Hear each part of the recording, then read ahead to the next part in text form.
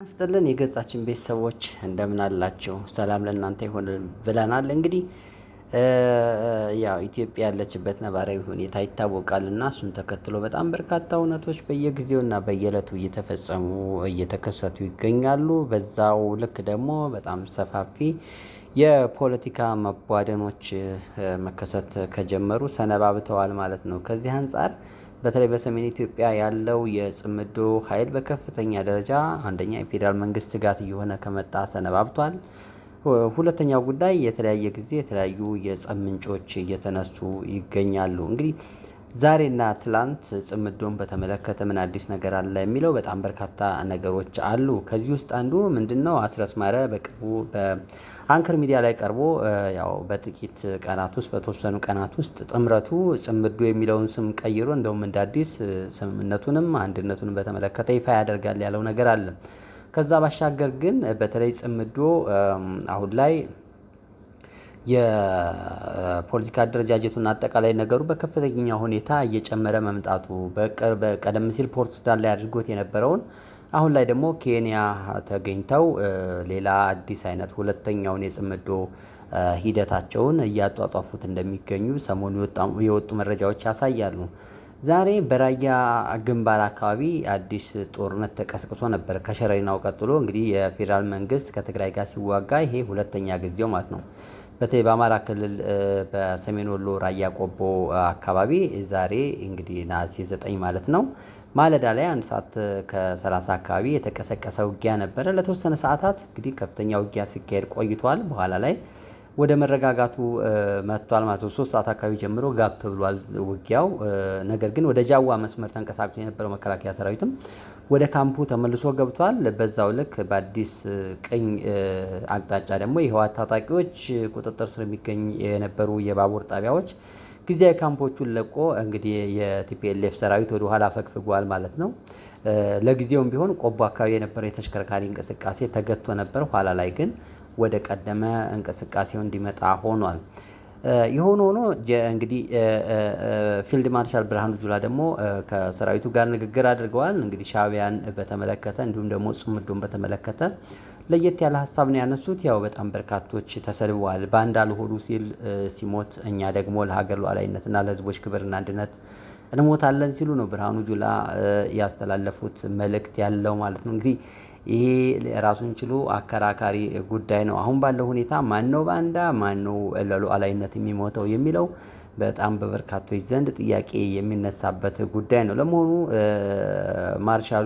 ፊልድ ማርሻሉ ብርሃኑ ጁላ ምን አለ የሚለውን ሀሳብ ስናይ ሻዕቢያ ከጅምሩ ኢትዮጵያን ከባህር በር ለማራቅ በታሪካዊ ጠላቶቻችን ጋር በመጻመድ ማለትም ከግብጽና ከሱዳን ጋር ማለት ነው እንግዲህ ኢትዮጵያ ላይ ደባ የሰራ ኃይል ነው በማለት አንስተው እንግዲህ ህወሓትም የኢትዮጵያን ብሔራዊ ጥቅም አሳልፎ የሸጠና ለ27 ዓመታት ስልጣን ይዞ ኢትዮጵያ የባህር በር እንድታጣ አጠናክሮ የሰራ ቀጥተኛ ቅጥረኛ ወይም ደግሞ የገዛ አገሩን ሰራዊት ያጠቃ የክህደት ኃይል ነው ሲሉ አንስተዋል። እንግዲህ ያው ቲፒኤልኤፍ 27 ዓመታት ሙሉ ሀገር ሲመራ እነዚህ ጀነራል የት ነበሩ የሚለው ጀነራል ሆነው ሀገር እየመሩ ነበር። ምክንያቱም ቲፒኤልኤፍ ለሀገር አይበጅም ያሉ ሰዎች በተለያየ ጊዜ የመፈንቅለ መንግስት ሙከራ የሚያደርጉ ሰራዊት ውስጥ የሚሆኑ ጥያቄያቸውን በማንሳት ብዙ ትግል አድርገዋል።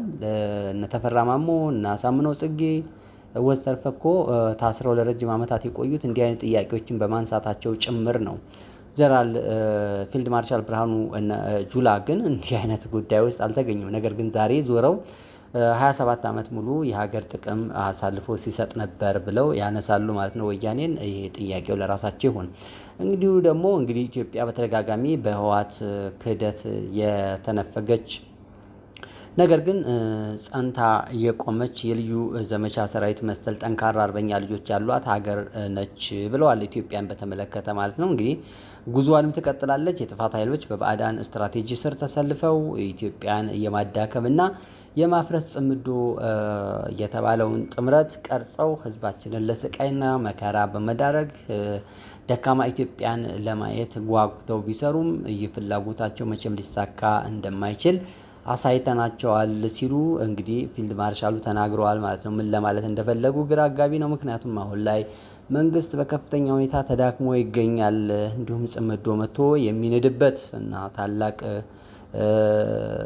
ኪሳራ ጭምር በተለይ በአገዛዙ ላይ ሊያደርስ ይችላል ተብሎ በጣም በበርካቶች ዘንድ እየተተነተነ የሚገኝበት በተግባርም ደግሞ በየዕለቱ በጣም በርካታ ሰራዊት የሚከዳበት ያደራጁትና ግንባር ምሽግ ውስጥ አስገብተው ያለው ሰራዊት እለት እለት እየፈረሰና እየተፈረካከሰ የሚገኝበት ሁኔታ እንዳለ በአይን እማኞች ጭምር የተረጋገጠ እውነት ነው ያለው።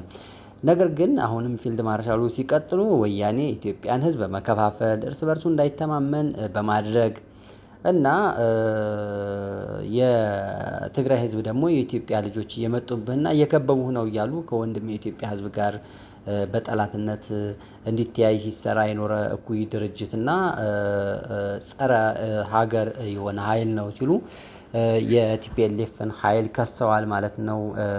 ፊልድ ማርሻል ብርሃኑ ጁላ እንደ ወትሮ ቢሆን ወይም ደግሞ ከ8 ዓመታት በፊት ቢሆን ኖሮ የሀሳብ ገዢ ይኖረው ነበር። አሁን ግን እሳቸው የሚያገለግሉት ስርዓት ምን እያደረገ ነው? ህዝብ ለህዝብ እያጣላ አይደለም ወይ? እያጋጨ አይደለም ወይ? ብሔረሰቦች እርስ በርሳቸው እንዲጋጩ ብሔረሰቦች ብቻ ሳይሆኑ አማራ እንደ አማራ እርስ በርሱ እንዲዋጋ ይኸው እየተዋጋ ይገኛል። ሚሊሻና ፋኖና መከላከያ ፋኖና አድማ ብተና ሆኖ እየተዋጋ አይደለም ወይ? እርስ በርሱ ጎንደርና ጎጃም እንዳይገናኝ እንዳይነጋገር ስንት እየተደረገበት አይደለም ወይ? ወሎና ሸዋ የጎሪጥ እንድትያይ ወሎን ክልል ለማድረግ ወሎ ህብረት የሚባሉ ከውስጡ የተለያዩ ነገሮችን በመፍጠር ወለጋና ሸዋ ወለጋና ጅማ ወዘተርፈ እንዲጠማመድ እየተሰራ አይደለም ወይ የሚለውን ጥያቄ መመለስ አይፈልጉም እኚህ ሰው ማለት ነው። የሆነ ሆኖ አዲሱ ነገር ደግሞ ምንድነው? ዛሬ የወጣ ሰበር የሳተላይት መረጃ እንደሚያመላክተው ከሆነ እንግዲህ ለጽምዶ ያገለግላል የተባለ ከባባድ መሳሪያ ጭምር እንግዲህ በምጽዋ ወደብ እየወረደ ይገኛል። ምክንያቱም ጽምዶ በራሱ የውስጥ ኃይሎች የቲፒኤልኤፍ ፋኖና ኦላ እንዳሉ ሆኖ ከዛ ውጪ ደግሞ አንደኛ እንደውም ጠዋት አካባቢ ትንሽ አሳማኝ አይደለም እንጂ አንድ የመረጃ እንትን ላይ እንዳየሁት ከሆነ በፋኖ መሪነት ከፋኖ ጋር ወደ 58 የሚሆኑ እንግዲህ ከየት እንደመጡ አናውቅም፣ ግን የሚሆኑት አካላት ከፋኖ ጋር ጽምዶ እየፈጠሩ ነው የሚል አይነት አንድ መረጃ አይቼ ነበር። እሱ ይቅርና ግን በዋናነት ፋኖ ኦላ እና ቲፒኤልኤፍ ከሀገር ውስጥ ሆነው የኤርትራ ኃይሎችና አልቡርሃን ደግሞ ከሱዳን በኩል ጽምዶ እየፈጠሩ ይገኛል እና ለጽምዶ አገልግሎት የሚውል ነው ተብሎ የሚታሰብ እንግዲህ በምጽዋ ካርጎ በኩል በርካታ መሳሪያዎች ከባባድ መሳሪያዎች ሲራገፉ መታየታቸው በሳተላይት ተደርሶበታል ይባላል። እንግዲህ ጀነራል አልቡርሃን ከባባድ መሳሪያዎችን በኤርትራ ምጽዋ አውሮፕላን ማረፊያ በብዛት እያራገፉ እንደሚገኙ በሳተላይት ምስል ተረጋግጧል ተብሏል። ከሱዳን ተነስተው በምጽዋ አውሮፕላን ማረፊያ ያረፉ በርካታ የጭነት አውሮፕላኖች ከባባድ መሳሪያዎችን፣ ተወንጫፊ ሚሳኤሎችን እና ጥይት እያራገፉ መሆናቸው የሳተላይት ምስሎች እንደሚያስረዱና ከሱዳን በተጨማሪ ከቤላሩስ እንዲሁም ደግሞ ከኢራን የመጡ የጭነት አውሮፕላኖችም ጭምር ከ2 ቀን በፊት እዚሁ ምጽዋ ላይ እንዳረፉ በሳተላይት ምስሎች ተረጋግጧል ተብሏል። በነገራችን ላይ እነዚህ መሳሪያ አቅራቢ አገሮች ያው እኛ የምንከታከትበትን በአውሮፓውያኑና በዓለም አቀፍ ደረጃ ማዕቀብ እየተንኮታኮቱ የሚገኙትና አዘርባይጃንና ቤላሩስ የመሳሰሉት ሀገሮች እንግዲህ ለኢትዮጵያውያንና ለምስራቅ አፍሪካውያን መፋጃ የሚሆኑ መሳሪያዎችን በማቀበል ላይ ስራ ላይ ተጠምደዋል ማለት ነው እና እነዚህ የተራገፉ መሳሪያዎች ማን እንደሚጨፈጭፉ ለማን እንደሚያገለግሉ ይታወቃል ማለት ነው። እንግዲህ አልቡርሃን መሳሪያ ሳከማች ምን ማለት ነው? በሌላ አነጋገር ጽምዶ እየተጠናከረ መጣ ማለት ነው እና በአጠቃላይ የቀንዱ ፖለቲካ ያለበት ሁኔታ እጅግ አሳሳቢና የሚያሰጋ ወደ መሆን ተሸጋግሯል ማለት ነው። የገጻችን ቤተሰቦች ስለተከታተላችሁ እናመሰግናለን። ሀሳብ አስተያየት አንሱ።